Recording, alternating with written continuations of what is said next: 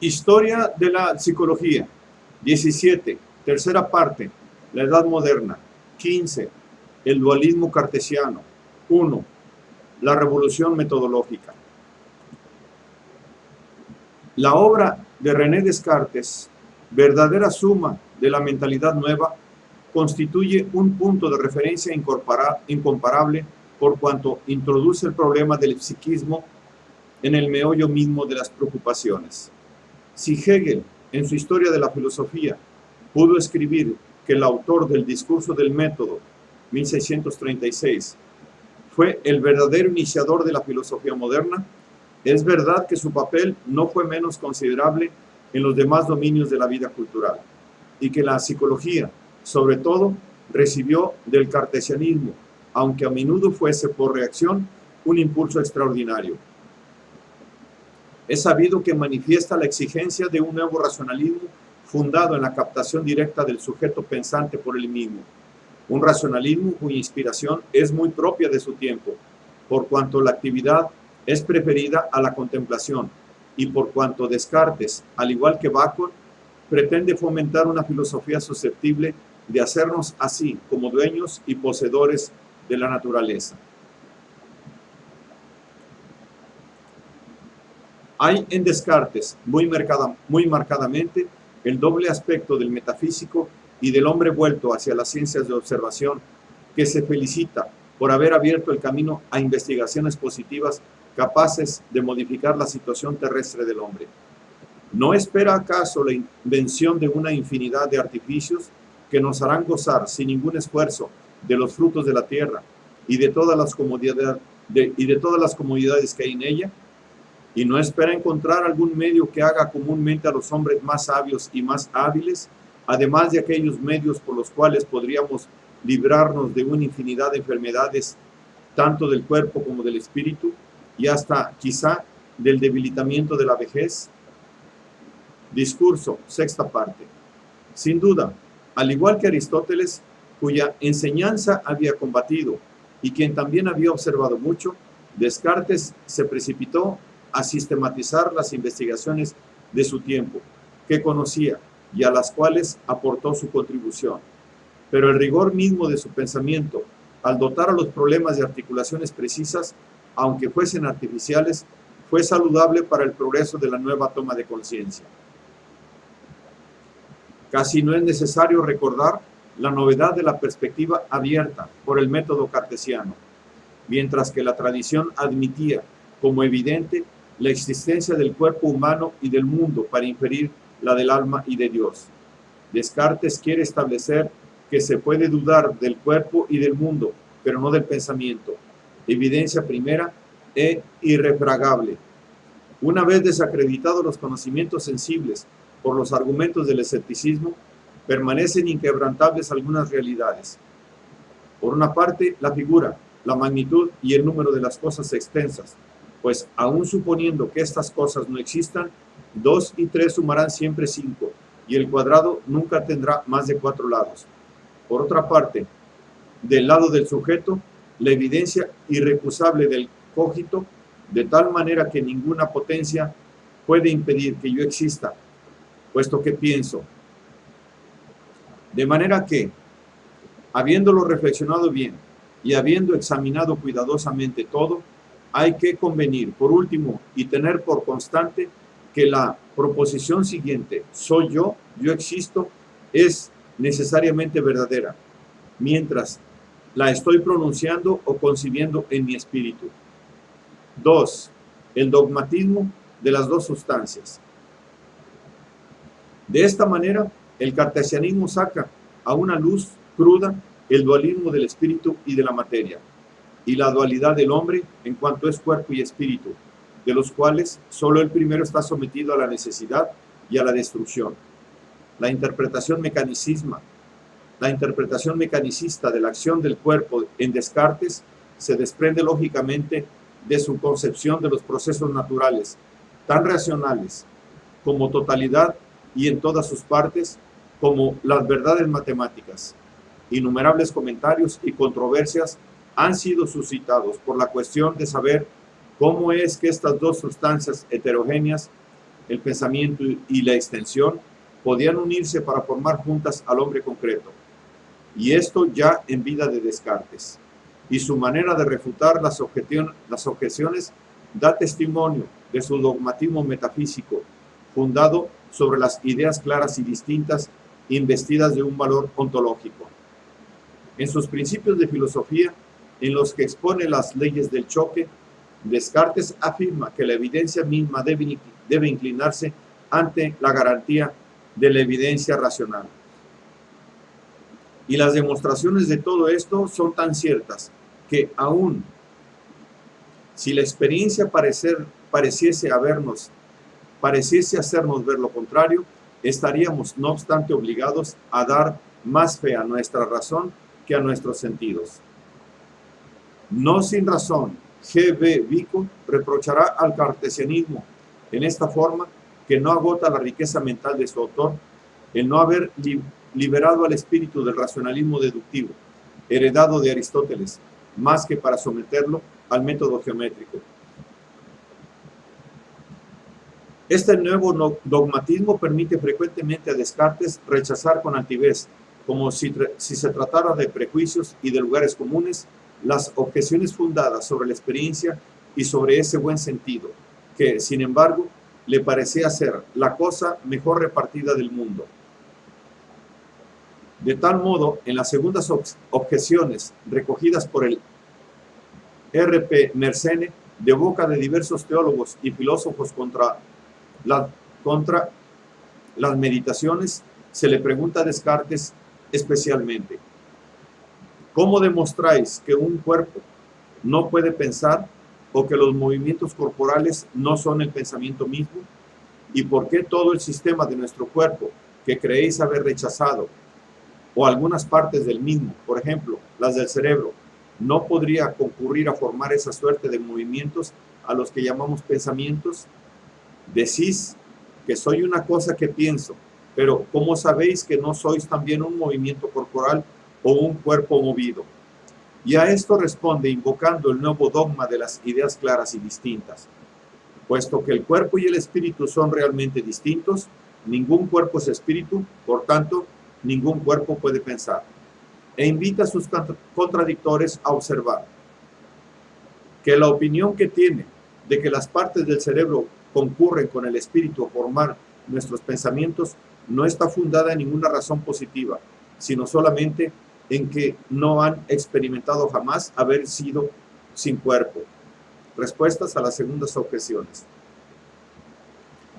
Este dogmatismo de Descartes es todavía más asombroso cuando se dirige a Gassendi, que oponía con humor a aquel al que llama o alma o espíritu, argumentos sensualistas, el papel desempeñado por la imaginación y los sentidos en la formación de las ideas, las analogías entre el comportamiento de las bestias y el de los hombres, las relaciones entre el pensamiento y el cerebro, y que le preguntaba qué pensamientos puede haber en el sueño letárgico o en el feto en gestación. Con impaciencia difícilmente contenida, Descartes le responde, llamándolo a su vez, oh carne, oh excelente carne, que el alma piensa siempre, pues es una sustancia que piensa, pero que olvida. Pero decís que queréis saber si yo no estimo que el alma piensa siempre, pero ¿por qué no habría de pensar siempre, puesto que es una sustancia que piensa?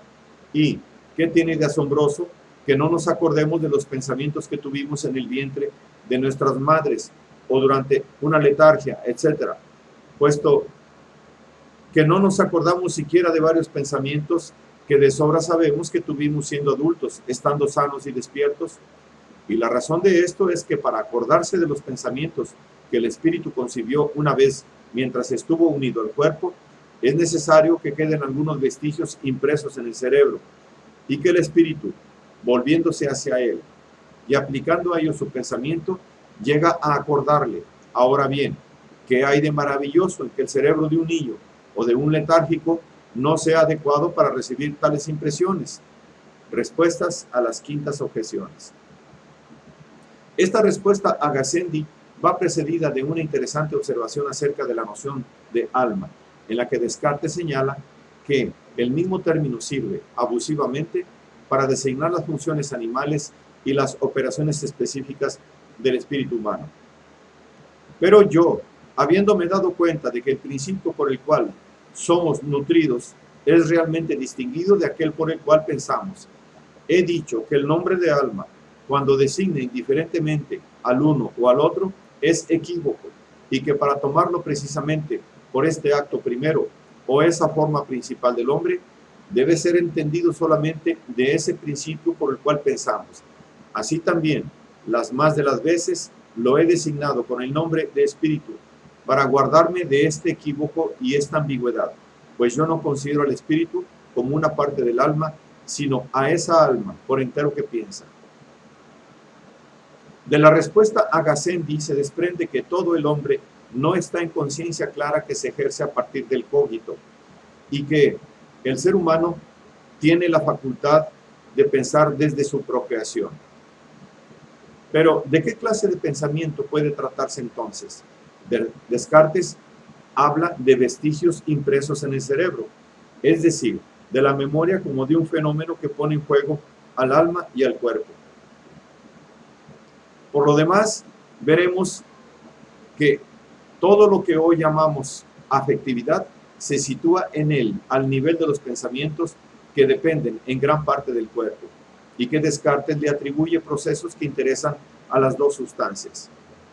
Sin insistir en la distinción que hace entre las ideas adventicias, emanadas del conocimiento sensible, facticias, producidas por nuestra facultad combinatoria, e innatas, puestas en nosotros por Dios y constitutivas de nuestro entendimiento, conviene observar que la lógica del sistema conduce a reconocerle al alma, sin el cuerpo, la concepción de las ideas puras de sustancia, pensamiento, espacio, infinito, absolutamente independientes de las sensaciones. Pero la dificultad que se encuentra en Aristóteles, la de comprender cómo la actualización progresiva del alma individual se articula en el nous, acto eterno que le viene de fuera, se encuentra aquí agravada en razón del hiato introducido por Descartes entre la res cogitans, privilegio exclusivo del hombre, y la res extensa. Como el cogito implica la presencia en el mundo de un ser de múltiples condicionamientos, Descartes lo aísla para atribuirlo a una sustancia en sí. La noción de la sustancia es tal que se la concibe como una cosa que puede existir por sí misma, es decir, sin el auxilio de ninguna otra sustancia. Y no ha habido jamás persona que haya concebido dos sustancias por medio de dos conceptos diferentes que no haya juzgado que eran realmente distintas. Respuestas a las cuartas objeciones.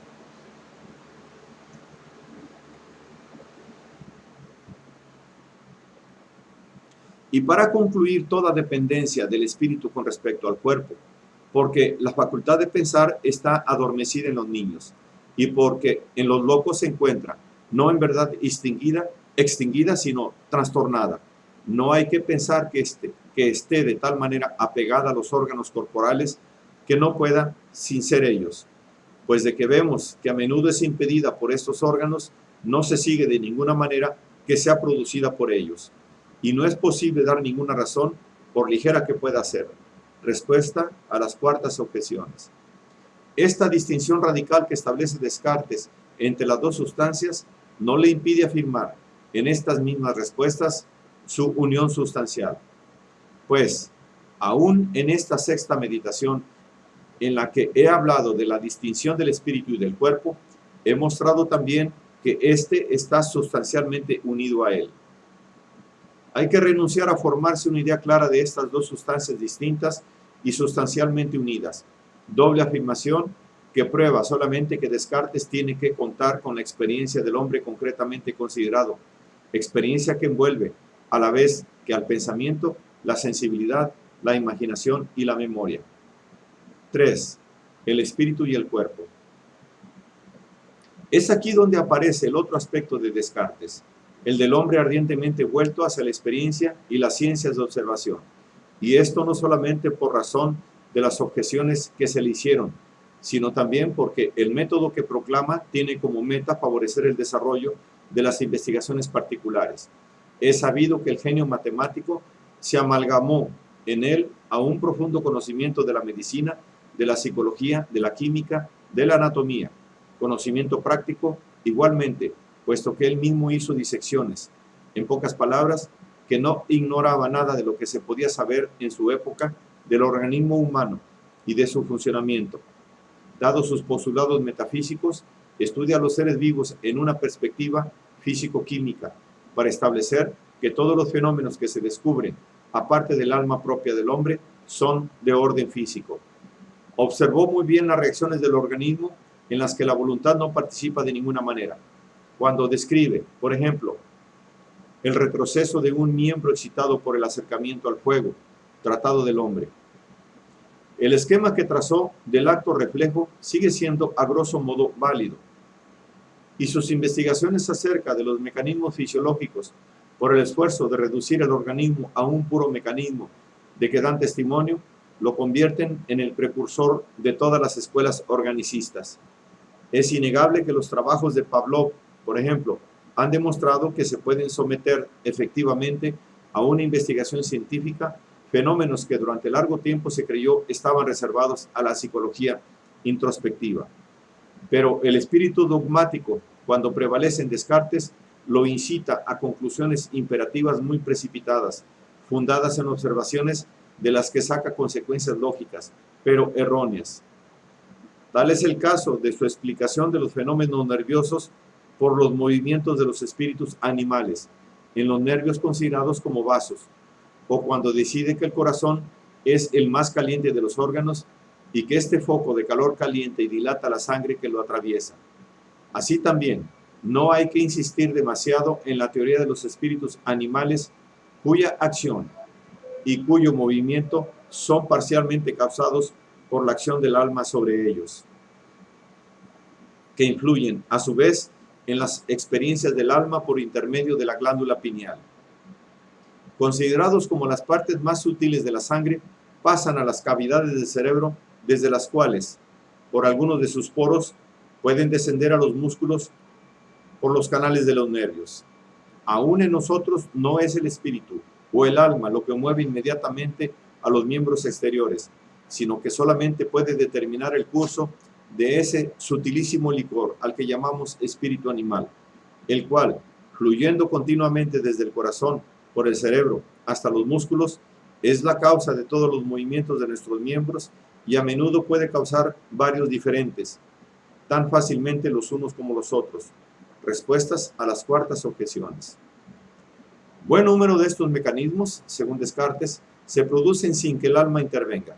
A menudo ni siquiera puede impedirlos, y bastan para explicar el comportamiento de los animales, puesto que no se le reconoce ningún psiquismo a estos. Se verá fácilmente que todas las acciones de las bestias no solo semejantes a las que hacemos nosotros, sino que nuestro espíritu contribuya. Apenas sí es necesario observar que esta manera de ver, aun si la consideramos exacta, no supone que el animal sea un puro autómata, una simple máquina, aunque fuese perfecta en cuanto creada por Dios, desprovista de toda conciencia sensible, sino excitando en su corazón uno de esos fuegos, sin luz de naturaleza, igual al que calienta el heno, cuando se encierra antes de hallarse completamente seco, o el que hace hervir los vinos nuevos cuando se deja que fermente el orujo. Sea lo que fuere del psiquismo animal, aparecen movimientos voluntarios en el ser humano que hay que explicar, y de los cuales se ocupa en particular Descartes en sus principios de filosofía y en sus pasiones del alma. Aunque el espíritu sistemático venza, en general, sobre la captación de lo vivido, sus descripciones atestiguan un sentido psicológico muy fino y su alcance rebasa el esquema con que pretende dar cuenta y razón, pues postulan una acción recíproca constante entre el espíritu y el cuerpo, que se impone como un hecho a Descartes, pero cuya explicación choca formalmente con la dificultad ya señalada. Como relacionar el mecanismo del mundo espacial, pura extensión, con la acción que el espíritu puede ejercer sobre el cuerpo, una acción que Descartes, el observador, dista mucho de minimizar. La solución es poco convincente, puesto que consiste en afirmar una conjunción del espíritu in extenso y el cuerpo en una parte de este último.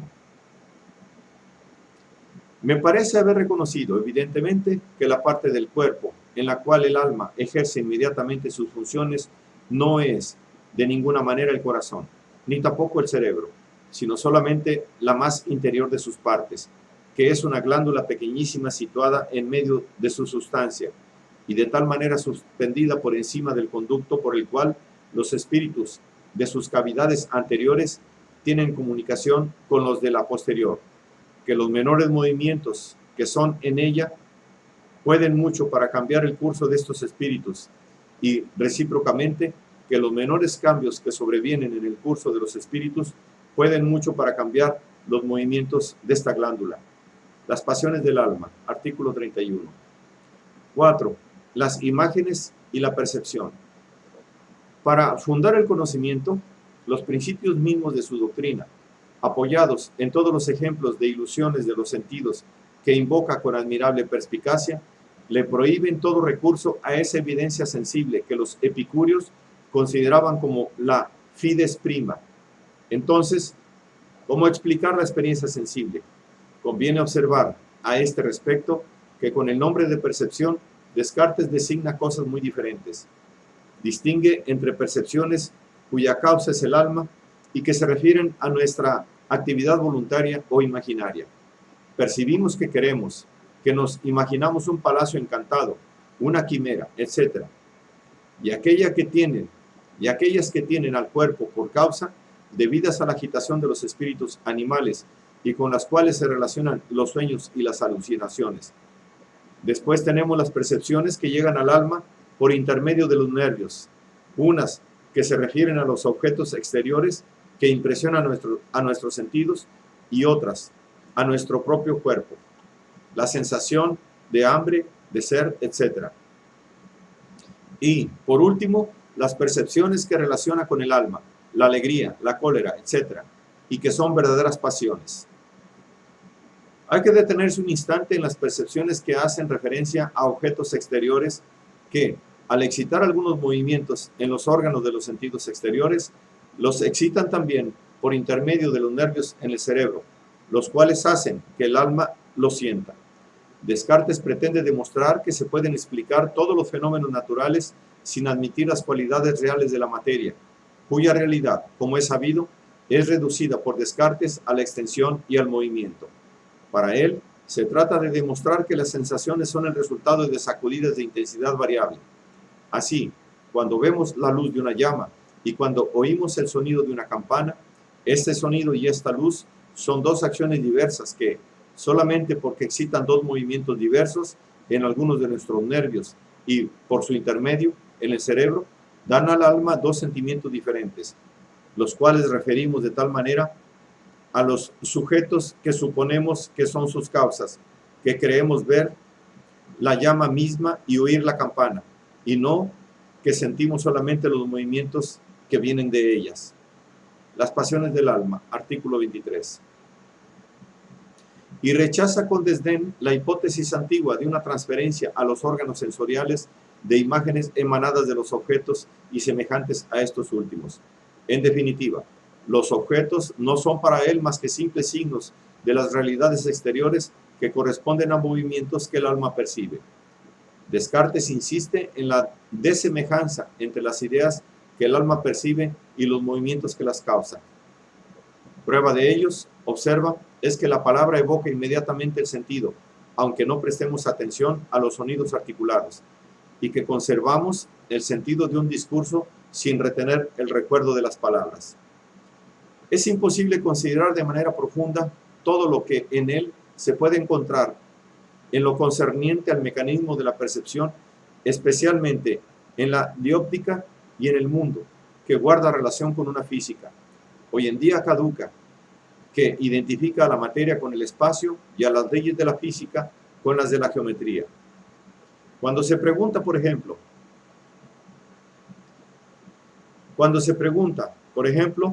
se ocupa en particular Descartes en sus principios de filosofía y en sus pasiones del alma, aunque el espíritu venza.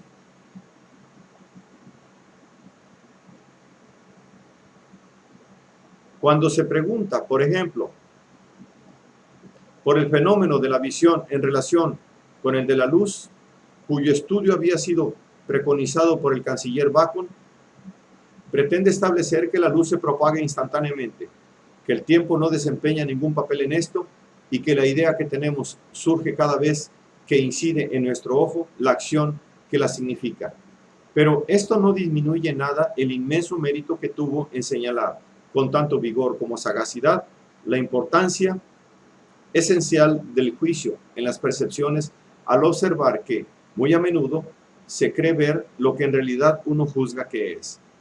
En la segunda meditación, después del análisis famoso de las metamorfosis del trozo de cera, como la de que de su identidad en el instante de la percepción descansa en el juicio de que tiene igual color e igual figura, Descartes se pregunta por la correspondencia entre lo que llama inspección del espíritu y visión de los ojos. De donde casi voy a parar a la conclusión de que la cera se conoce por visiones de los ojos y no por sola la inspección del espíritu. Mas la casualidad hace que mire por la ventana a unos hombres que pasan por la calle, a cuya vista no dejo de exclamar que veo a unos hombres, lo mismo que digo que veo la cera. Y sin embargo, ¿qué es lo que veo desde la ventana? Sombreros y capas, que podrían muy bien ocultar unas máquinas artificiales, movidas por resortes, pero juzgo que son hombres, y así comprendo, por solo el poder de juzgar que reside en mi espíritu, lo que creía ver con mis propios ojos. Para ilustrar el hecho de la diferenciación entre los objetos y las ideas, Descartes recurre a un ejemplo que interesa a aquel de nuestros sentidos que parece menos engañoso y el más seguro, el tacto, para observar que si se pasa suavemente una pluma sobre los labios de un niño que comienza a dormirse, conserva de este cosquilleo una idea que no se parece en nada a algo de lo que es esta pluma. Tal como un soldado que vuelve de una refriega se cree herido, siendo que se trata solamente de una hebilla o de una correa que lo incomodan.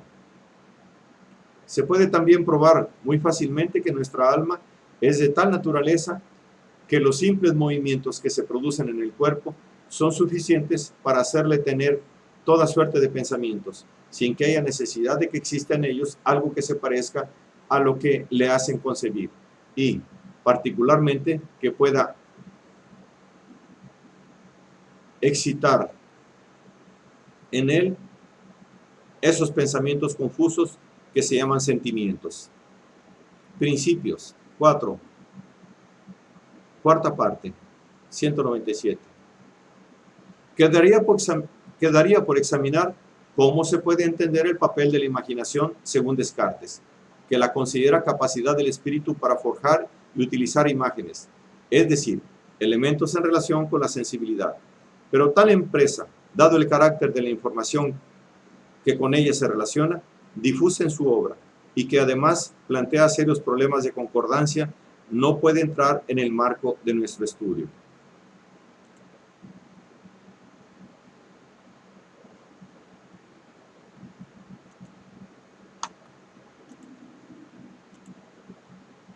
Cinco.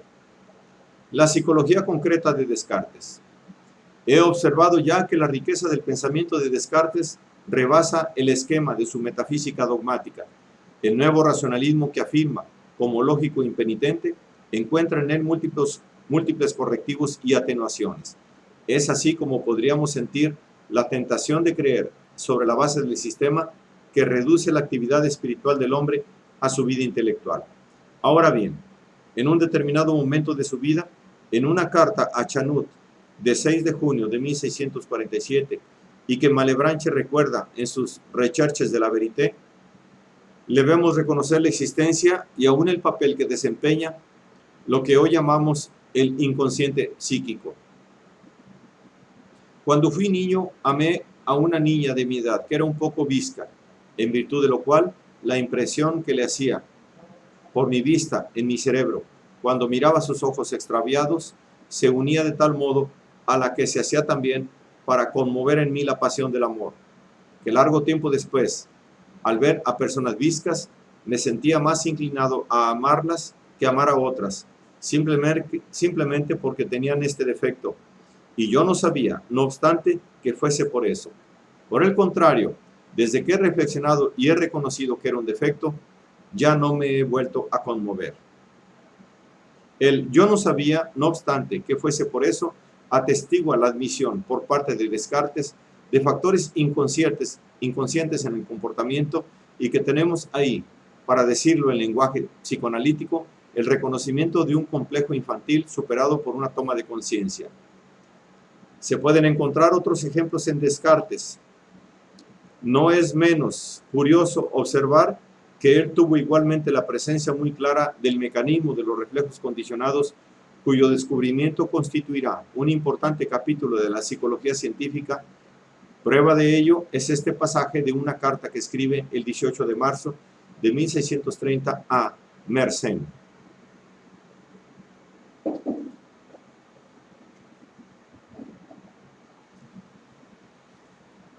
En segundo lugar, lo mismo que hace danzar a algunos, puede dar ganas de llorar a otros, pues esto no viene sino de que son excitadas las ideas de nuestras memorias, como aquellos que en otro tiempo tuvieron placer en danzar cuando se tocaba cierta melodía. Tan pronto como la oyen de nuevo, les entran ganas de danzar. Al contrario, si alguien no ha visto jamás tocar las gallardas y si al oírlas por primera vez le llegara cualquier aflicción, se entristecería infaliblemente si las oyera de nuevo. Esto es tan cierto que creo que si se azotara a un perro 5 o 6 veces al compás de un violín, tan pronto como oyera otra vez esta música, comenzaría a aullar y huiría.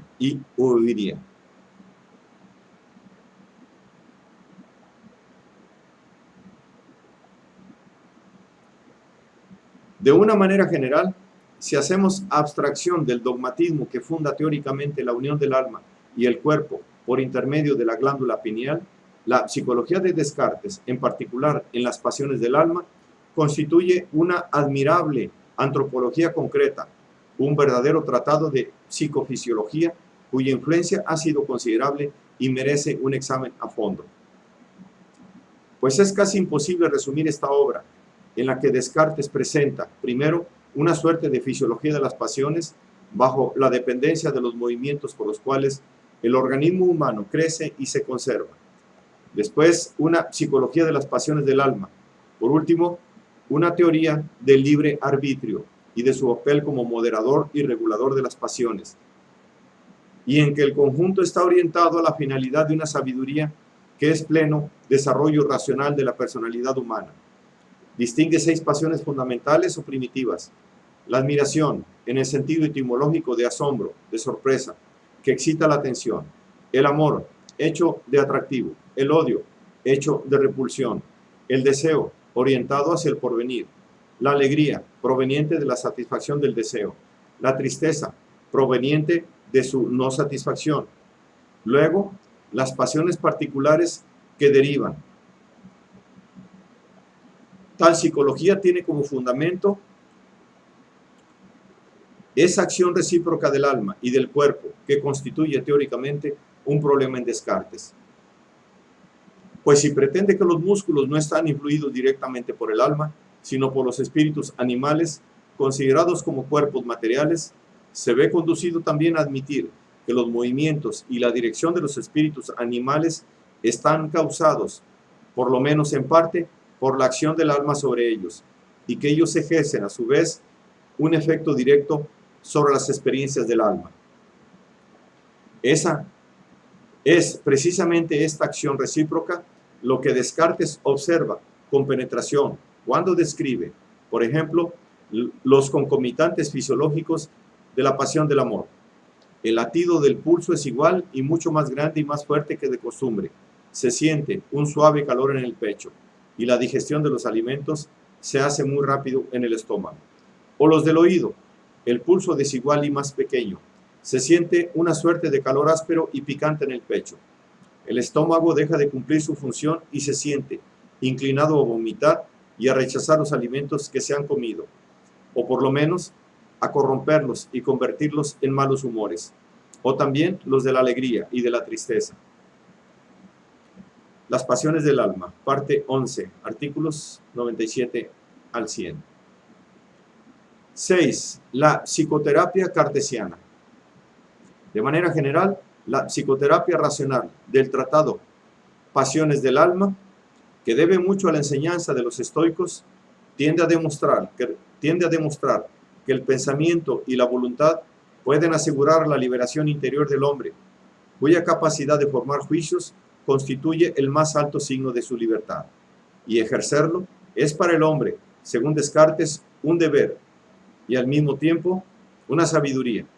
Emplea una suerte de casuística, de técnica variable según la circunstancia, para sacar el mejor partido de las pasiones, reprimiendo sus perversiones, sus errores y sus abusos.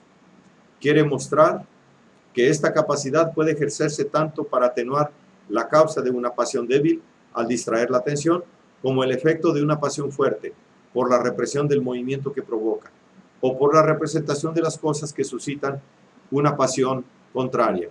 Artículos 45 y 46. De esta manera, interviene en él la eficacia que atribuye a las asociaciones correctivas. Cuando nos vemos inopinadamente atacados por algún enemigo, la ocasión no nos permite emplear algún tiempo en deliberar.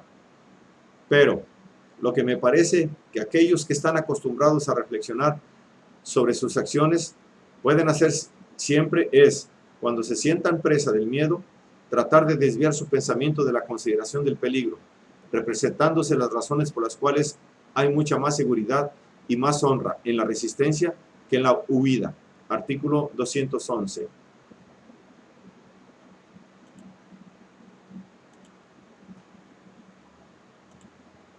Algunas de sus observaciones, habida cuenta del vocabulario diferente, dan testimonio de una sorprendente sagacidad en el campo, muy bien conocido hoy, de los condicionamientos. Si los movimientos de la glándula y de los espíritus del cerebro que representan al alma, algunos objetos, observa, están naturalmente unidos a aquellos que excitan en ella algunas pasiones, pueden también ser separados y unidos a otros muy diferentes por el hábito. Ocurre inclusive, observa a este respecto, que un hábito se adquiere bruscamente. Así, cuando encontramos inopinadamente algo muy sucio en un alimento que comemos con apetito, la sorpresa de ese encuentro puede cambiar hasta tal punto la disposición del cerebro que después ya no podemos volver a ver tal alimento sin sentir horror, siendo así que antes lo comíamos con placer. De tal manera el hombre, por su libertad, se halla en estado de introducir en el corazón mismo de la pasión juicios que corrigen a los que ella deforma, y la sabiduría puede preservarlo de los malos usos y de los excesos de las pasiones, que son por naturaleza buenas. Y el remedio más general y más fácil de practicar contra todos los excesos de las pasiones y que permite corregir mejor los defectos de su natural, es ejercitarse en separar en sí los movimientos de la sangre y de los espíritus de los pensamientos a los cuales suelen ir unidos. Artículo 211. Es decir, hay que romper la asociación del juicio al sentimiento. Se trata siempre de restablecer la verdadera jerarquía, según lo entiende Descartes, mediante un esfuerzo dirigido a sustituir el dominio del pensamiento por la pasión, por la dirección de la pasión por el pensamiento. Artículo 48. De la acción del espíritu sobre el cuerpo, según Descartes, se trata igualmente en su correspondencia con la princesa Isabel de Bohemia. Reconoce toda su influencia sobre la evolución de una enfermedad, mientras que da testimonio de una determinada desconfianza por lo que toca a la quimioterapia. Y si aprueba los remedios utilizados por su ilustre consultante, es precisando que son los mejores de todos después de los del alma. 7. La nueva problemática.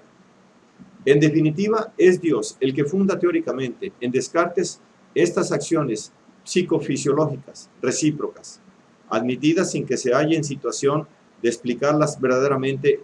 Es Dios el que causa en nosotros, dirá Malebranche, sentimientos en ocasión de los movimientos corporales, y a juzgar por algunas declaraciones de Descartes, el ocasionalismo de Malebranche y de Heulings bien podría constituir el remate lógico, aunque parezca extravagante, de su propia posición. Cuando habla, por ejemplo, de los sentimientos y de las percepciones de los sentidos puestos en él para mostrar a mi espíritu las cosas que son convenientes o perjudiciales al compuesto de que forma parte. Sexta meditación. Si se considera que esta solución no es tal, no queda más que observar la ambigüedad del cartesianismo, que oscila entre un mecanismo universal que significa que el cuerpo humano, por ser parte de él, debería ser susceptible de explicación por causas puramente físicas, y una teoría de la interacción fundada en la experiencia de que se ejerce una influencia recíproca entre el alma y el cuerpo en los fenómenos de percepción, de volición y de comportamiento. La cuestión que el cartesianismo no vuelve verdaderamente a saber, cómo es que el espíritu, sustancia pensante, la cuestión que el cartesianismo no resuelve verdaderamente, a saber, cómo es que el espíritu, sustancia pensante, puede obrar sobre movimientos puramente corporales y ser influido por ellos. Inaugura una nueva problemática que llega hasta Hume y Kant, mientras que las aristas del sistema y el papel atribuido por Descartes a la glándula pineal orientarán a las investigaciones fisiológicas hacia el problema de la localización del sensorium comune. En Malebranche, la idea clara y distinta del alma, según Descartes, se convierte esencialmente en la conciencia de su existencia, integrada por los dogmas de la fe, mientras que Berkeley llevará el idealismo del sistema a sus consecuencias extremas. Por su parte, Spinoza y Leibniz propondrán una nueva explicación metafísica del paralelismo psicofisiológico. Otros, por último, y ya Thomas Hobbes, 1588-1679, haciendo a un lado las preocupaciones inherentes al cogito, no verán más que la materia, para culminar en el hombre-máquina de Lametrie, en un sentido del que el behaviorismo de Watson constituye hoy en día la prolongación. Como es natural, muchos hombres buscarán vías conciliatorias e introducirán de nuevo, con nombres diversos, animismo, vitalismo, concepciones más antiguas, como atestiguan sobre todo los trabajos de George Ernest Stahl. Los documentos que provienen de la psicología introspectiva y de observación y que nos suministran la literatura, las memorias, las obras de los moralistas, desde La Rochefoucauld hasta Chamfort, son demasiado abundantes y dispares para estudiarlos aquí. Es indudable que hay allí una fuente importante para la psicología en el sentido más amplio, y que un libro como La princesa de Cleves, 1678, y es un ejemplo solamente, refinó mucho el sentido y el gusto por el análisis interior en Francia, pero tenemos que limitarnos. Por tanto, hay que mirar todavía, de preferencia, a los grandes filósofos, en los que encontramos las iniciativas más coherentes en presencia del dualismo cartesiano, iniciativas que presentan la doble ventaja de remontarse a los criterios explicativos y de promover, al abrir nuevas vías al pensamiento, nuevas investigaciones. Estas, en general, serán testimonio del conflicto abierto entre quienes, sin dejar de criticar a Descartes, estarán animados por una misma fe en la razón, y quienes se creerán obligados a hacer resaltar sus insuficiencias y a limitarlas.